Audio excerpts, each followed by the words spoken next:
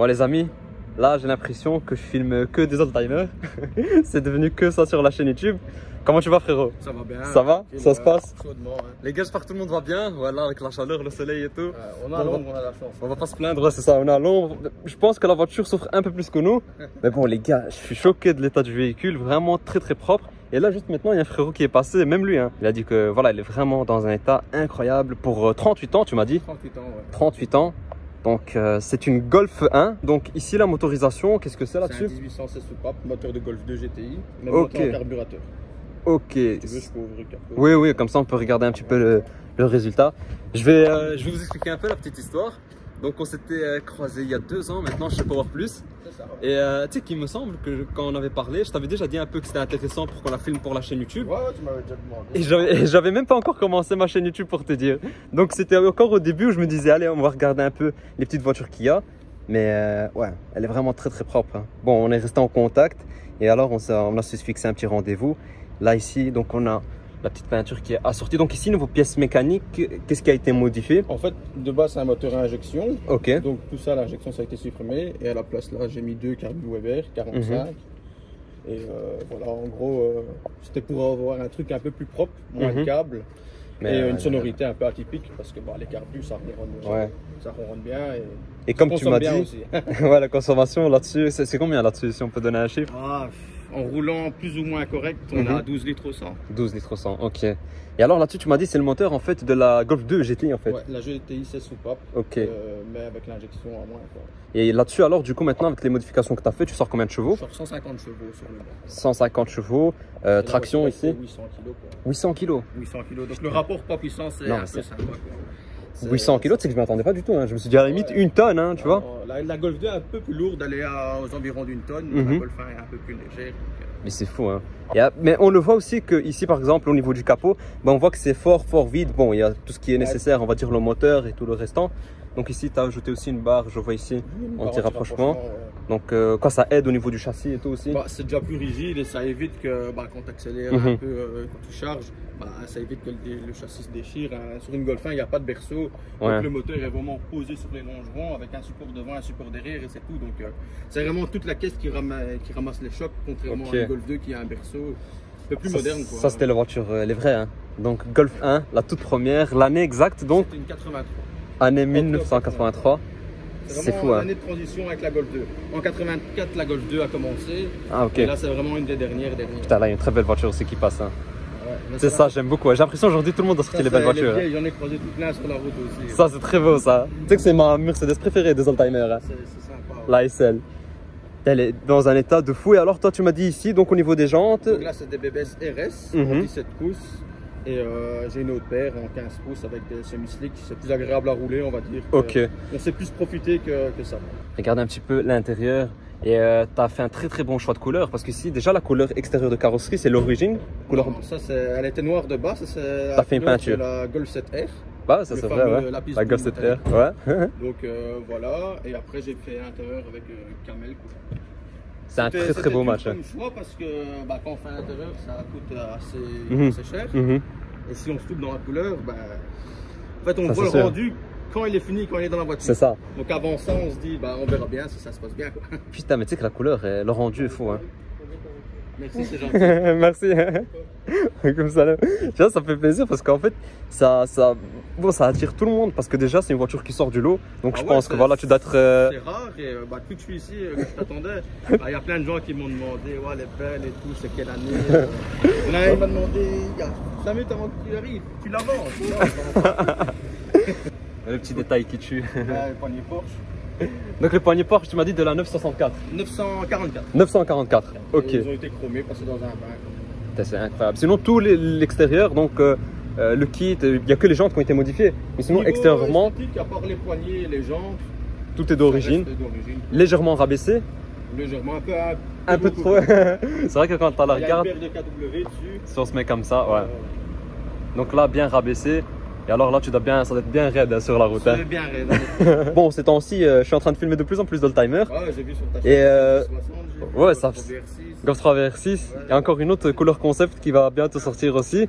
Donc ça fait plaisir parce que ça te permet justement de découvrir un peu tous les projets de chacun. Ouais, voilà. Donc sympa et on voit un un petit peu. Bah, les réseaux sociaux, ça facilite la chose parce qu'on Ça, voit un sûr. petit peu les projets de tout le monde. Et, Ça c'est sûr, ouais. Bon les amis, vous savez que les voitures récentes, ça on aime beaucoup, hein, on aime bien tout ce qui est voitures récentes. Mais là ce qui est bien, c'est que bon, déjà d'un point de vue budget et même plaisir, bon c'est un plaisir tout à fait différent. Mais je veux dire que tu peux te faire plaisir pour un petit budget aussi. Même si celle-ci, voilà, ça doit quand même coûter une bonne... J'ai arrêté à un moment. Un moment de compter. Ouais, mais si par exemple, moi aujourd'hui je veux acheter une, allez, pas peut-être repeinte comme ça, mais une aussi propre que ça. Dans ce type-là, sur internet, en tout cas, ce qui se vend, c'est entre 15 et 20 000 euros. Ouais. Donc ça à côté. Hein. Ça à côté, il y a une dizaine d'années. Ça valait pas grand-chose. Hein. Ouais. Si tu en avais 10 000, c'était bien, quoi. Ça valait pas grand-chose. Hein, moi, quand je l'ai acheté moi-même, quand je l'ai acheté en état de départ, je l'ai acheté 350 euros. Oh. À l'heure actuelle, si tu en veux une à restaurer, si tu l'achètes pas entre 3 et 5 000 euros, t'as rien. Putain. Donc, voilà, c'est déjà... Les gars, imaginez-vous d'un projet à 350 euros un résultat comme ça. C'est fou quand même. Hein. Je vais écouter le démarrage. Je vais mettre à l'arrière, on peut fermer comme ça. Alors on va démarrer directement. Et regardez juste l'intérieur, les amis. Très très beau intérieur. Avec les sièges Recaro, donc en camel. Je vais me mettre à l'arrière ici. On va écouter un petit peu. Ouais. Il y a une petite sonorité quand même. Hein.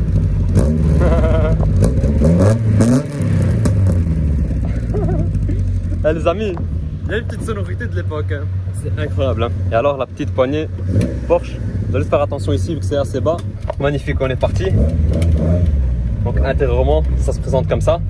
Donc il n'y a rien qui a été modifié si ce n'est que le volant alors que tu as changé. Le volant en fait c'est un Golf 1 GTI mais plus ancienne, 3 ans. Donc avant 79. On va aller comme ça. Ouais. Bon, ici attention au petit Dodan, lui il est vraiment un peu... Il est raide. Ouais, il est vraiment fort. Ah, prions. C'est bon. J'étais en sueur là. Le point le plus bas c'est le carter d'huile mais ça va, Fais attention, la deuxième défi, c'est le deuxième. Oh, ça va. Je suis monté de l'autre côté sans problème. Ok, magnifique. Si on passe doucement, ça passe. Impeccable. Une fois que l'avant est passé, c'est bon. Je vais remonter un peu. Putain, ça. C'est nerveux, hein. On sent que c'est nerveux. Hein. Dis-moi. Hop, on peut prendre le tunnel.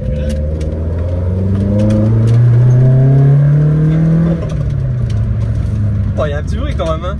Ici, à l'échappement. Donc c'est full libéré ou... Ouais, voilà, il y a un collecteur inox, c'est une ligne complète, il y a juste le silencieux, il n'y a pas de pare-flamme, il n'y a rien. Okay.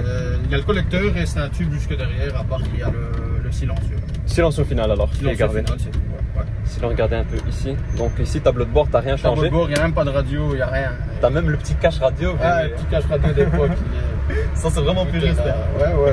J'ai jamais voulu mettre de radio, je dis quand je roule avec la sonorité. Et alors ici il y a des manomètres mais ils sont pas branchés en fait. Okay. Ça c'est la fainéantise du personnage. Voilà, c'est la dernière étape on va dire. Ouais voilà, il faut juste prendre le temps de tirer les câbles jusqu'aux sondes. C'est con parce que les sondes sont déjà mises et tout. Hein. Ah ok, c'est juste une question de câblage quoi. Ouais. Mais c'est vraiment, faut regarder un petit peu l'arrière. Bon l'arrière je pense qu'il n'y a personne qui s'assoit. Hein. Elle est tellement propre. Il y a peut-être 3-4 personnes depuis que l'intérieur est fait. Le plafonnier aussi. Donc ça c'est un projet qui t'a pris 3 ans comme tu m'as dit. 3 ans pour pouvoir rouler avec et après on a fait des petites améliorations par-ci par-là. Ouais c'est sûr, donc des essais. Dessus, ok. Là pour toi, esthétiquement et même moteur, pour toi elle est terminée ou tu vas encore modifier quelque chose? Au début je voulais mettre une paire d'Abracam parce que le moteur là il est stock. Ok. Bon, une paire d'Abracam c'est quand même encore un budget quoi. Un budget. Et voilà, après un moment il faut s'arrêter parce que sinon ça devient interminable et on en profite pas, on va dire. Moi l'année passée j'ai fait beaucoup de modifications, j'ai refait le moteur, j'ai eu la boîte qui a cassé parce que c'est un peu la maladie des VW. Donc, les anciennes surtout. Ouais, voilà, Golf 1, Golf 2, Golf 3 GTI, ils ont souffert un peu donc j'ai la boîte qui a cassé, j'ai eu le synchro de deuxième et troisième qui a sauté. Donc j'ai dû refaire la boîte. C'est vrai que là-dessus on m'a dit sur les anciennes, c'est pour ça que des fois on a tendance à les entendre fort gratter. Elle gratte souvent quand tu tapes la 2. Ici elle le fait plus, mais moi dès que je l'ai eu, une fois que j'ai remonté la mécanique, moi la boîte je l'avais pas ouverte et elle grattait en deuxième. T'as une petite surprise quoi. C'est des choses qui arrivent, hein. Les gars, c'est une voiture de 38 ans quand même. Elle grattait jusqu'au moment où la boîte s'est bloquée. Le synchro il s'est cassé, il y a une partie qui a été bloquée à un pignon et elle ne pouvait rien savoir. Putain, là je suis content parce que bon, là on a la Golf 1, j'ai fait la Golf 2 G60 et j'ai eu la Golf 3 VR6. Donc là il manque qu'une Golf 4 R32, là ça serait pas mal. En Belgique, les R32 en Golf 4 elles sont un peu rares. Ouais, c'est assez rare. En France, il y en a quelques-unes. C'est assez rare, ouais. C'est assez rare, mais j'étais parti là à l'événement, le World Tour C. Ouais, j'ai vu la vidéo de World Tour C. Ça c'est incroyable. Il y avait beaucoup de voitures de ce style là justement. D'ailleurs, c'est un rêve d'y aller. C'est vraiment le thème. L'année prochaine, j'aimerais bien y aller. Ouais, faut vraiment que tu y ailles. Hein. Avec cette voiture-ci. À chaque fois que je regarde des vidéos et tout, je me dis, il faut y aller. Bah, je vais pas te mentir que cette année-ci, c'était quand même fort calme. Hein. Parce que voilà. On m'avait dit que les années d'avant, c'était encore, enfin, il y avait encore beaucoup plus de monde, c'était beaucoup plus gros l'événement. Mais cette année-ci, dû au Covid, le prix de l'essence, etc. Il y a beaucoup de personnes qui ont été. C'est un budget pour aller jusque-là. Hein, oh, c'est quand même long. Quand même 1200 km plus ou moins, donc à 2,40 € le litre de la 98. Non, ouais, c'est violent. Hein. Et à part ça, t'as déjà eu un peu des anciennes ou t'as encore d'autres anciennes? C'est ma première voiture, j'avais 17 ans quand je l'ai acheté. Ah, ok. Donc c'est ta première, putain, 17 ans quand tu l'as acheté. 17 ans, je l'ai prévenu personne, je l'avais trouvé sur internet. T'as quel plaisir, hein. Tu sais, ça doit être tellement un plaisir, les gars. Ouais. Et aujourd'hui, t'as quel âge si c'est pas indiscret? Moi, je vais avoir 27 ans cette année-ci, donc ça fait 10 ans que je l'ai. Et... Les gars, dites-vous, c'est comme si, bon, moi aujourd'hui, j'achète une voiture et dans 10 ans, ben, j'ai enfin terminé mon projet. Tu sais, ça doit être un vrai plaisir. Ouais, ça fait plaisir. La première fois que je roule avec, ça fait plaisir parce que. Au final, j'avais jamais roulé avec. Et dans le résultat final, quoi, après? Même quand je l'ai eu, le moteur, il n'y en avait même pas, donc j'ai même pas su l'essayer la voiture. Ah ouais, merde. Il n'y avait pas de moteur, il n'y a rien, les freins étaient grippés. T'as acheté que la carrosserie? J'ai acheté la caisse, quoi. Ouais. Et après, ça a été petit à petit. Les gars, j'espère que vous nous entendez bien avec les petits tremblements. C'est une Golf 1, les gars. On a quand même la petite sonorité, donc on doit pas se plaindre. Mais putain, qu'est-ce que je suis content. Hein. Écoutez, il y a un petit pop, ça me dirait. Hein. Ouais, quand on est entre 3 et 4 000 tours, ça monte. Hein. Écoutez là. Oh. Ouais, on entend. T'as quel plaisir. Hein. Ah, les petits phares jaunes aussi. Ouais, ils éclairent pas grand chose. C'est plus des bougies qu'autre chose. C'est que pour le style alors. Ouais, voilà, ça... Golf 1, Golf 2, ça éclaire pas. C'est violent. Hein. Oh là là là là là là. Et alors là-dessus, sur la Golf 1, ici tu m'as dit donc le modèle qui est juste, enfin pas le modèle, mais la motorisation au-dessus. Est-ce qu'on passe au GTI ou c'est celle-ci la plus grosse? Ici c'est vraiment ce qu'il y a de plus gros. D'ailleurs ici c'est un moteur de Golf 2. Ouais. De base c'est un 112 chevaux 8 soupapes. Ok. Et qui a été après passé en Golf 2 16 soupapes en carbure. Oh, donc c'est vraiment un petit... On va continuer tout droit. Donc là-dessus c'était la Golf 1, le plus gros que tu avais à l'époque quoi. Là, après il y a eu la Oettinger en 1616 soupapes. Ok. Mais uniquement vendue en France. Ah ok. Celle-là elle faisait 136 chevaux. Uniquement en France, hein, c'est bizarre. En fait c'est VW France et le préparateur Oettinger qui ont fait ce projet-là. Qui ont décidé de faire ça. On va c'est un bloc 1610 de base. Ok. Avec une culasse Oettinger qui faisait monter tout à 136 chevaux. Et on sent que c'est nerveux en tout cas. Hein. Ouais, après il n'y a pas beaucoup d'espace pour pouvoir rouler. Ouais, pour pouvoir la... Après on a un rupteur à 7200 tours, donc de là jusque là on a... Ah ouais, le compteur. Et c'est quoi, c'est toi qui l'as reculé? Je vais vous montrer un petit peu. Non, c'est ici le compteur lui s'arrête à 7 parce que de base le moteur il va à 6000 et demi sur une Golf 1. Et ici voilà, il a le rupteur à 7200 tours. En fait elle s'arrête pas, on a l'impression qu'elle va jamais s'arrêter. Mais c'est le ressenti que j'ai eu aussi sur la G60. Hein. Ouais. Ça s'arrête pas en fait. La Golf 2 G60, t'es là, tu tires, ça monte, t'as l'impression, voilà, la voiture elle est là quoi. Ah ouais. Et elle tient. Hein. Bon, les amis, on va voir maintenant au tunnel.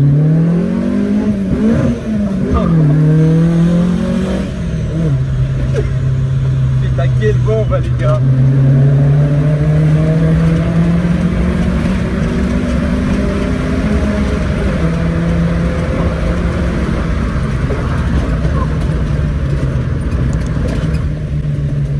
Quelle bombe hein.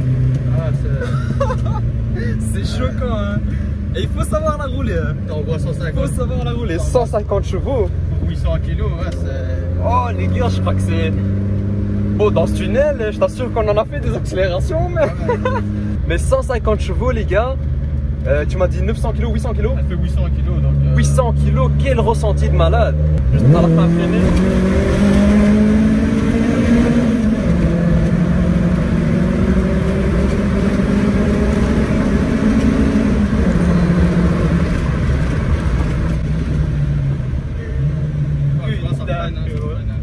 C'est incroyable les gars. Oh, je te remercie vraiment d'être revenu hein. Avec plaisir.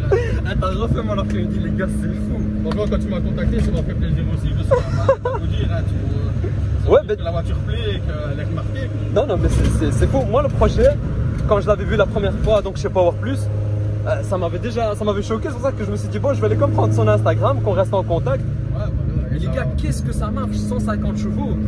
Waouh, il faut pas plus en vérité. Putain, je m'imagine même pas les faux qui peinent des turbos là-dessus. Hein. Ouais, bah, qu'est-ce que ça doit être? Ça doit tenir un roulable, ça patine dans tous les sens. Et tout. Ouais, mais là ça va, ça adhérait plutôt bien. Si, ouais, tout passe au sol encore. Avec les semi-slicks, ouais. c'est encore mieux parce que tu sens que tout accroche, même dans les virages et tout. Okay. Dans les virages, tu ferais un peu moins le malin quand même. Ouais, le châssis c'est un peu. Ah, les pneus, c'est en flanc tendu, donc okay. bah, il y a moins de gomme, ça a tendance à un peu moins accrocher. Donc, écoutez les gars, c'est incroyable, hein. J'ai pas de mots. Là j'ai l'impression les oldtimers, c'est un plaisir de fou vraiment à part. La Golf 2 G60 aussi pareil. Donc vous avez bien vu les gars, là ça montait tellement dans les tours. Et bon, toi t'es habitué avec la boîte manuelle, là tu la maîtrises tellement bien. Il n'y a aucun rapport, elle a gratté donc... La première fois en deuxième j'ai un peu loupé. Ouais, la deuxième, ouais, j'avais senti. Et puis après quand elle est repartie un peu en chapeau de roue. Hein. C'est fini. On avait fait une vraie reprise. Hein. Je compte sur vous les gars pour un maximum de j'aime. Dites-moi un peu ce que vous en pensez. Mais putain les gars.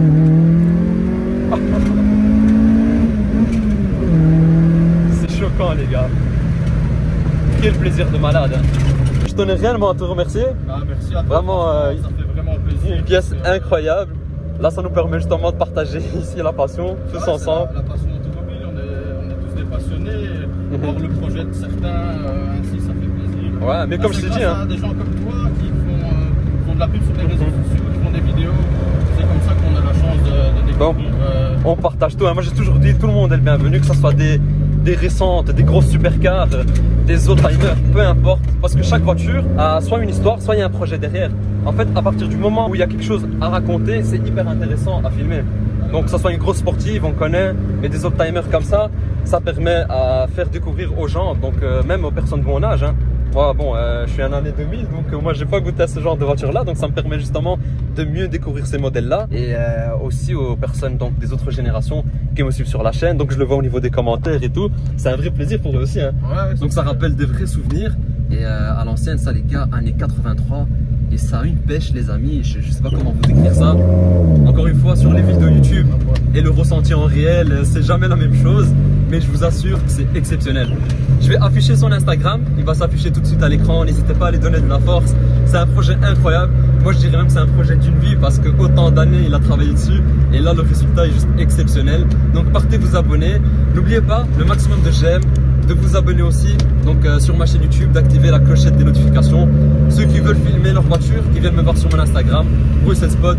Donc voilà, comme d'hab, hein, des oldtimers, si vous en avez, vous êtes les bienvenus. Et alors moi je vous dis à la prochaine. Ciao les gars, et à la prochaine frérot. Ciao.